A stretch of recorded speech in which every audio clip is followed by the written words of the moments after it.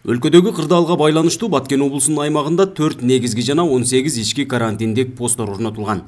Айыл өкмөттөрүнүн кызматкерлери да атайын кезмет менен постторго коюлуп, жазгы талаа жумуштары боюнча аймактагы абалды көзөмөлдөп турушат.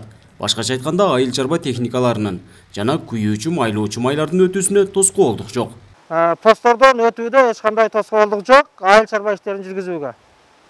Айылыбызда аянбай деген аз эстен бардык механизаторлор өздөрүнүн күйүүчү майларын алат. Күйүүчү май боюнча тоскоолдук жок, күйүүчү майды ташып келген аз эс камсыз кылып турат. Баткен районунун аймагында быйылкы жазгы талаа иштеринин жүрүшүндө 8,5 миң гектарга жакын жер айдалып себилиши керек болсо, бүгүнкү күндө 6 миң гектарга жакын жер айдалып себилди. Кайрак жерлерге 3 миң гектардан ашуун жер аянтына айдап себүү иштери пландалган болсо, бүгүнкү күндө 3,5 миң гектары себилип, ашыгы менен аткарылды.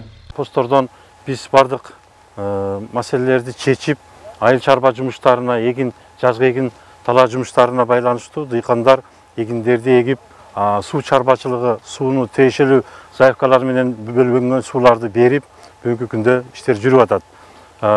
Кылкандуу дан эгиндерин эгүү иштери бүтүп аяктап, мына азыркы мезгилде кара эгиндер эгүү мына жүрүп атат. Районда жалпы 11 даана суу жеткирүү бекеттер толук даярдыктан өткөрүлүп, суу чарба башкармалыгынын карамагындагы суу насосторуна зарыл болгон каражат бөлүнгөн.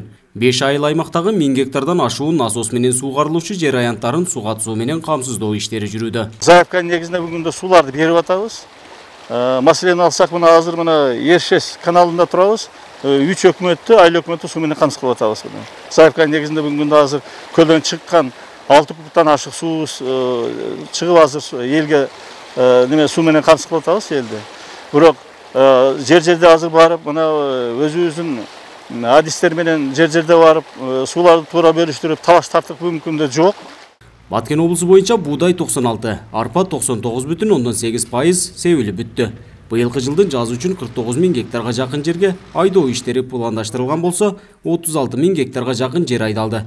Учурда үрөн, техника, күйүүчү майга болгон муктаждык жок. Санитардык карантиндик көзөмөл постторунан үрөн, күйүүчү май ташыган унаалар тоскоолдуксуз дезинфекцияланып өтүүдө.